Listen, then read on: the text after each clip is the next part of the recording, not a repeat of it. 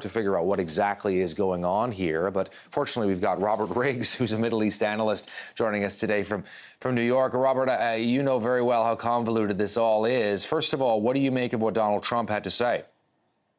I think that Donald Trump is following his own kind of modus operandi, which is to try to avoid any new conflicts in the Middle East. I mean, it's pretty clear that he's been trying to get the U.S. troops out of Syria, out of Iraq, out of Afghanistan, technically not the Middle East, but I think that he's trying his best to avoid conflict, but he's also balancing that with the need to try to deter any kind of Iranian aggression.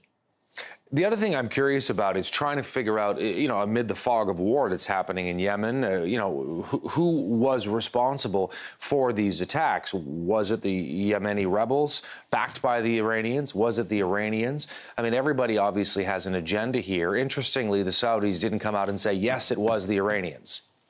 Yeah, they said this is Iranian sponsored, which is very important as opposed to saying this was Iranian directly.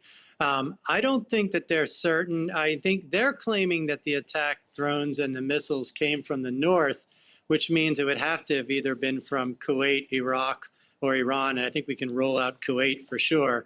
The Houthis are adamant that they did it, and they're very proud of it. And they have conducted drone and missile attacks that have hit pretty deep inside Saudi Arabia, but not nearly that far. I mean, that attack was in the northeast where all the oil is in Saudi Arabia. And so it's pretty unclear. I think the Saudis don't want to directly attack Iran, but, Mike Pompeo called it an act of war by Iran against Saudi Arabia. So, the U.S. is very clear that they're calling it Iranian.